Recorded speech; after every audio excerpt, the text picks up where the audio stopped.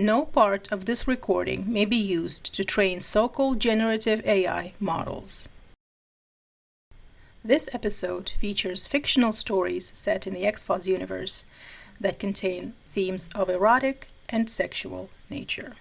Welcome back to Fandom X Archive, a podcast where we explore the early days of the X-Files fandom with the emphasis on slash ships and queer interpretations of our favorite characters. I am your host, Dinara Tengri, aka Alien Super Soldier, aka That Krychek Chick.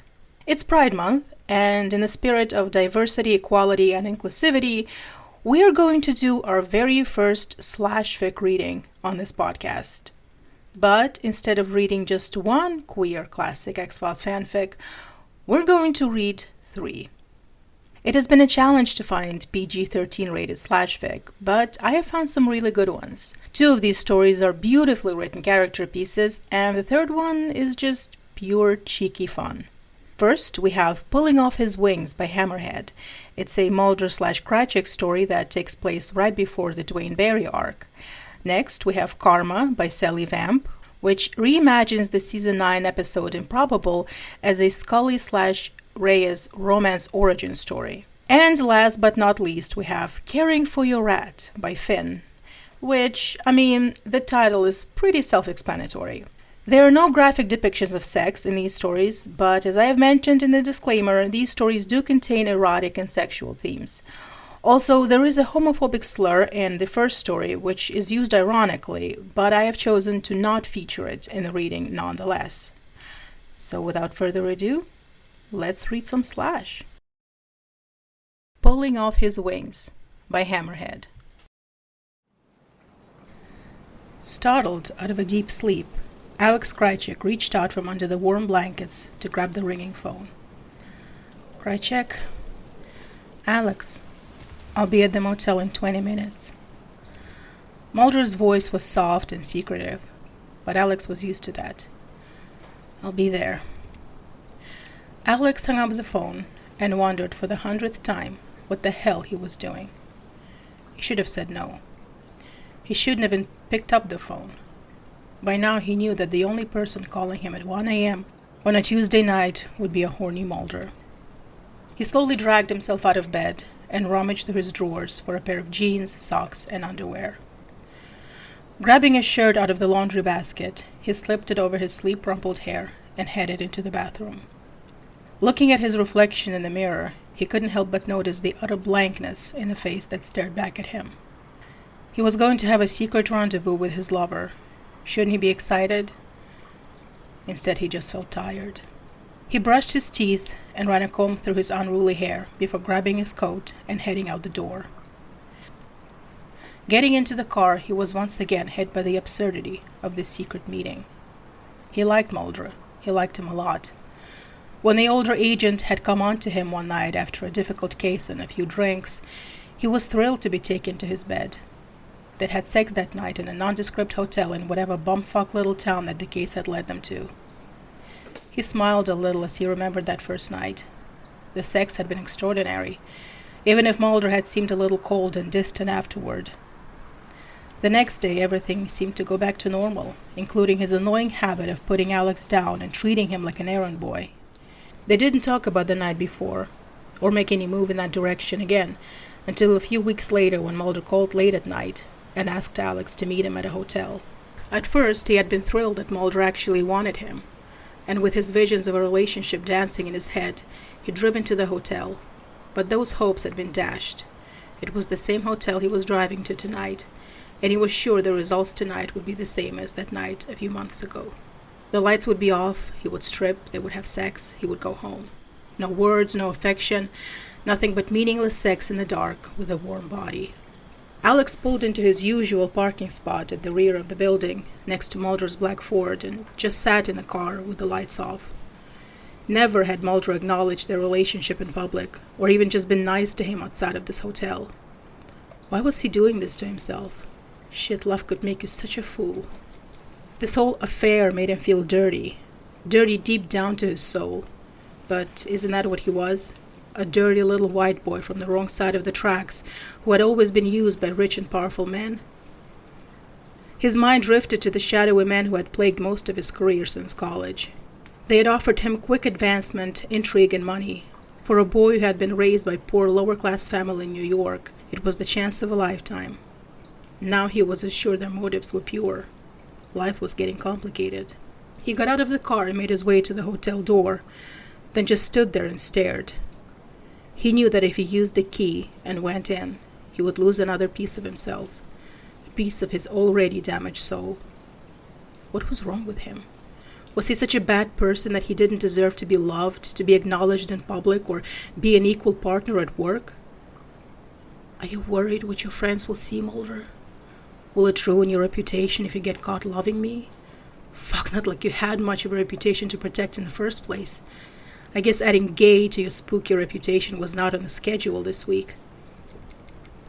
The consortium had approached him about an assignment that would forever turn Mulder against him if he found out. They wanted that red-headed bitch out of the way permanently, and had given Alex the orders to do it. He was to help her disappear and make it look like Mulder was to blame. Alex knew what that would do to Mulder, how much it would hurt both his cause and his heart. Sadly, at this moment, he couldn't bring himself to care. It would be the end of any hope Alex had for a real relationship with Mulder. Fuck, like he had that now. As he put the key in the door and turned the lock, he knew that he would accept the assignment. He would end these games with Mulder and save his own soul.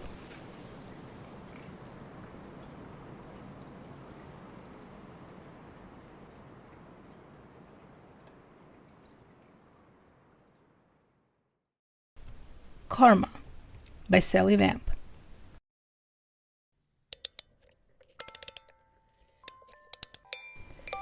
It is William's first Christmas. Not that he's really old enough to get it yet. He likes the lights and the decorations, but the significance of the growing pile of presents under the tree in the corner of the room had passed him by so far. Monica is excited enough for all of us. It is also our first Christmas. Together, I mean. Both of us are still getting used to the idea of being a couple. I can't get over the fact that I didn't have to hide how I felt anymore. I hid how I felt almost from the moment I first saw her. Monica had already admitted pretty much the same to me, that she knew that she had fallen in love with me the day that William was born. I remember that day so well. She called me beautiful. In the most extreme of circumstances, I was half out of my mind with fear at the time, giving birth to my son surrounded by my enemies. Hers was the only friendly face. She told me that I was beautiful. And as her sure, steady hands brought my son, my sweet William, into the world, I looked up at her and knew that I had fallen in love, and that I could never tell her. One thing I know, things change, thank God. And we owe it all to a strange man we met in a parking garage, and the mystical powers of karmic numbers. She asked me if I believed, not in flying saucers or the possibility of alien life on other planets and ours, but whether the universe was knowable. Do you believe the universe is knowable as a mathematical calculation of the whole reducible to a single equation? Before that, she had asked me if I thought she was crazy. I had turned that question back on her, asking why I would think she was crazy. I didn't want to answer. Not because I thought she was crazy, but because I was afraid of what I would tell her, that I was the one going crazy. I tried to concentrate on what she was saying, but it was so difficult to get beyond watching her say it. I found myself doing that a lot, just watching her, watching Monica Reyes, my new favorite pastime. 8 months after I first realized I loved her, I was still in love, still in denial. No, I don't think that the complexity of the universe allows for it to be reduced so simply. But you accept that some people do, she persisted. I knew what the expression on my face would be, skeptical. Mulder loved to see that face. He always thought it was a challenge. Monica was proving to be the same way. I presume you mean the so-called unified theory, what physicists often refer to as the theory of everything. An equation so simple they say it might be printed on a t-shirt. It's the holy grail in the world of science, potentially the most important question that mankind has ever asked. But that such a complex calculation is even possible is a subject of enormous controversy. Is that what you mean? She nodded. I want to ask you to open your mind to something. I noticed the pile of files on the desk beside her and the projector. She turned it on, displaying some crime scene photos on the wall. All women, all dead. Their lives ended in fear and brutality. I studied them, noting the base similarities. After all, there are only so many ways you can beat someone to death with your bare hands, whilst Monica reeled off a list of names, dates, places, all unsolved. Up until now. Agent Reyes, am I to presume that you've solved these unsolved murders by using some kind of numerical calculation? Letters of names, assigned values, added to birthdays, reduced to the lowest common denominator? I interrupted her. Numerology, Agent Reyes. You're trying to solve these cases by using what is essentially a child's game. God, why did I have to sound so dismissive, so goddamn superior? I loved this woman, didn't I? Even someone as sweet and easygoing as Reyes bit back at that. It's been in use since the 6th century BC, when Pythagoras determined that the world was built on the power and influence of numbers. She sighed, closed her eyes. I had her. I knew it. I was annoyed with myself for getting such guilty pleasure out of doing so. We did it as kids. I still do. You meet people at a party, ask them their birth date. It's kind of an icebreaker.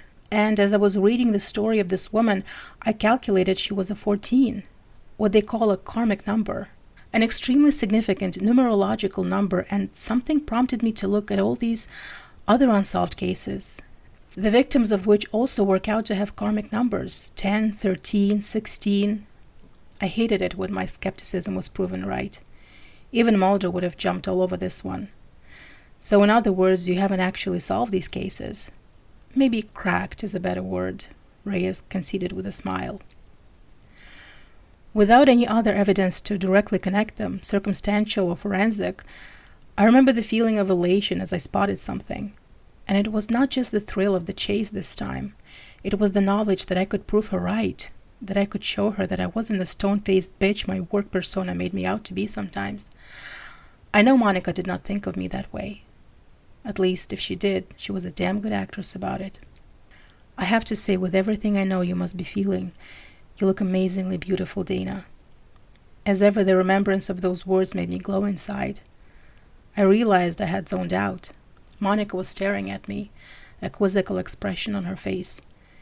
Can you enlarge this? I asked, pointing to an area on the screen, a bruise on the dead woman's cheek.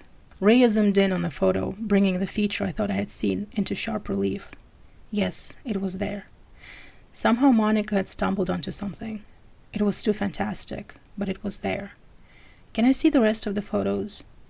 What is it? Reyes asked. There's a pattern in the bruising. All 4 of the victims have it. 3 small circles.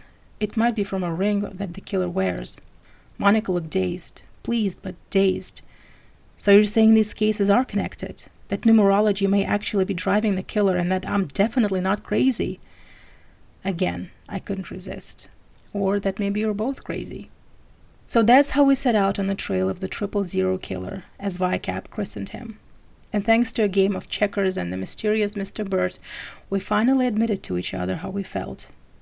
And just to say, managed to miss becoming victims 8 and 9. Cause and effect, that's how we're supposed to work.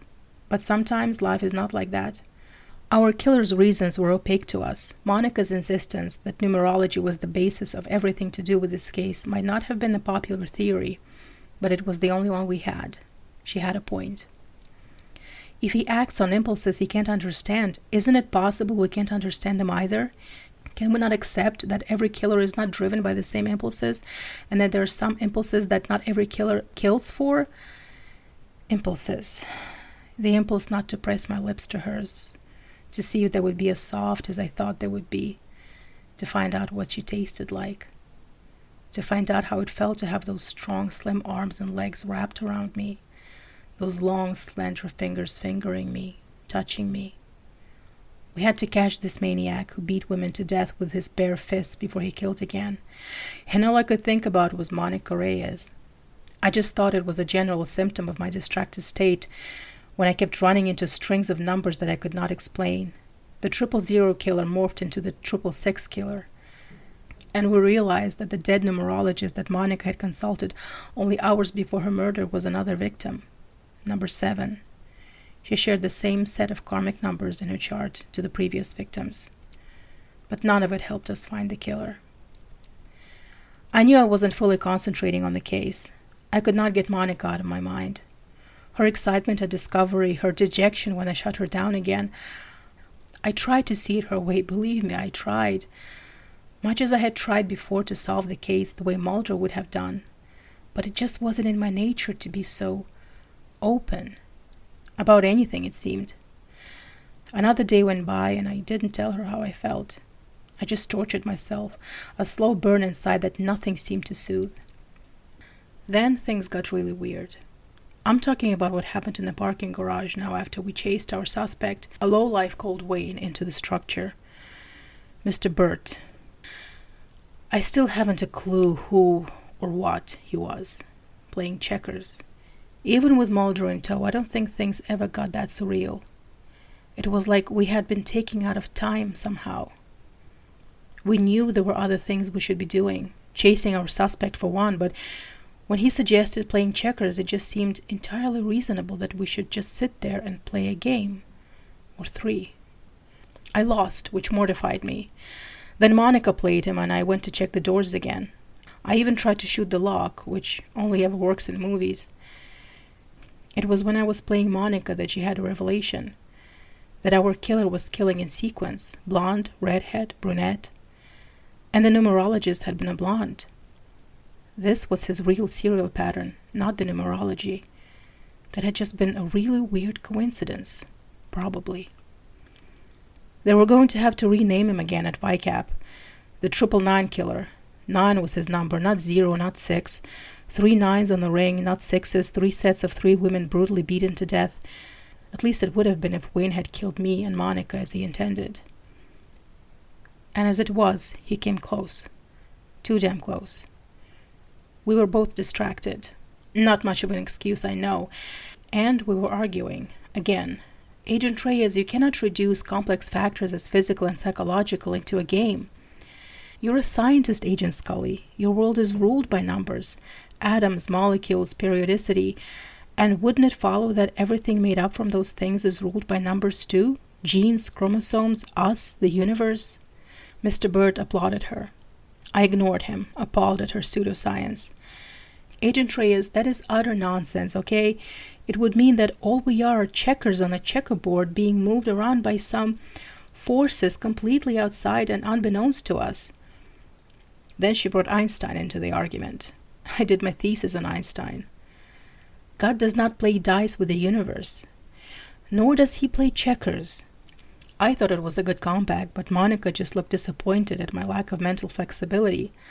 Look, Agent Reyes, you can't reduce all of life, all creation, every bit of art, architecture, music, literature, into a game of win or lose. I loved it when she stood up to me.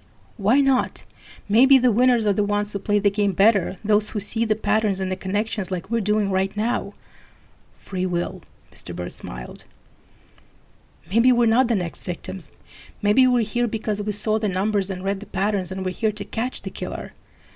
But the killer is outside, killing, and we are stuck in a parking garage, I pointed out. She went very still for a moment, and somehow I knew that the next thing she said would be the truth without question. What if he's not? Wayne was indeed waiting for us.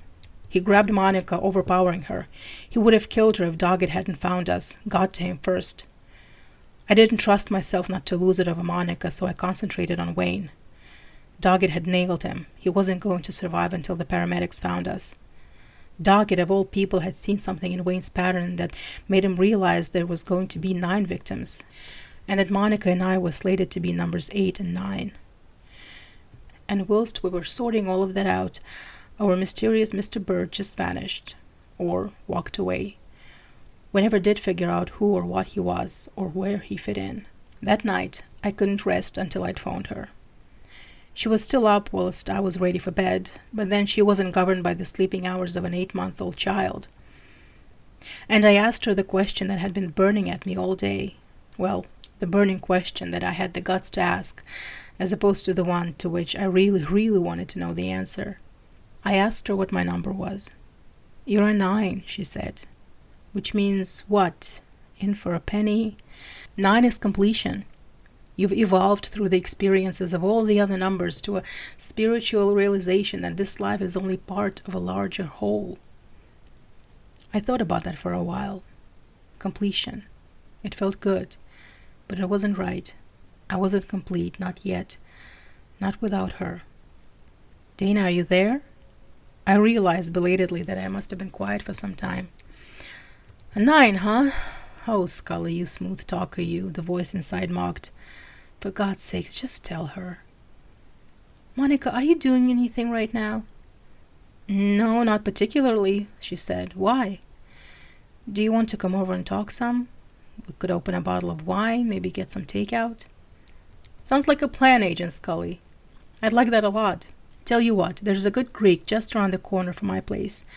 How about I pick up something on my way over?" "That would be great," I smiled. Greatly daring.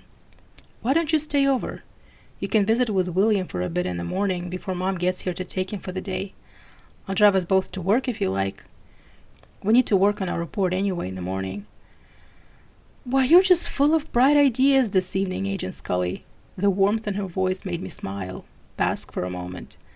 "I'd love to visit with you and William. I'll be at your place at about half an hour, okay?" "Okay," I smiled. What can I say? She came, we ate, we talked, she stayed. She didn't sleep on the couch, and I learned what it was to be truly complete, to be part of a larger whole. It was everything I had hoped it would be, and more.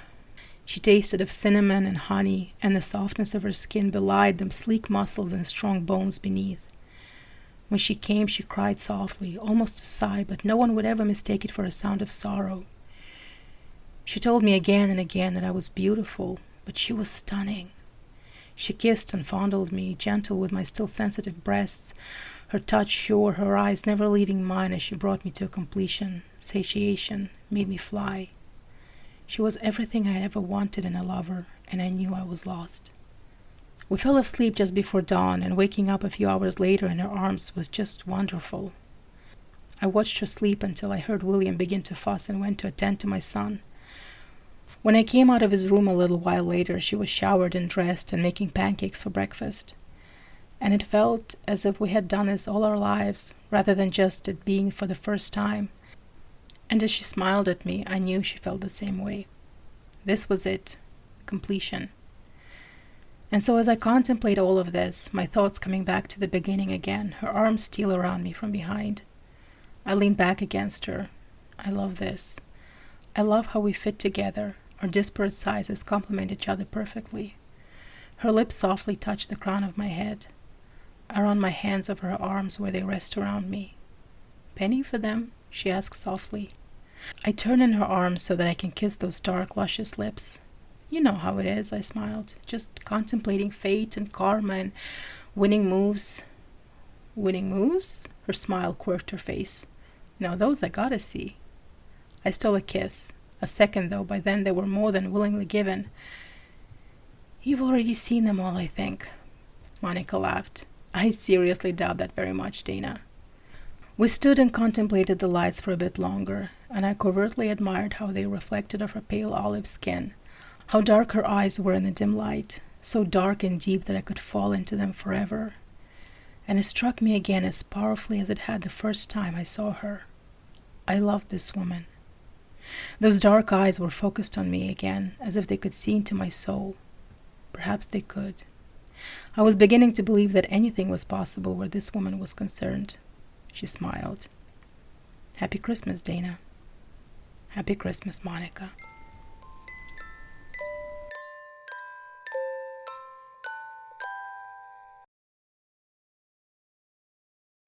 Caring for Your Rat by Finn.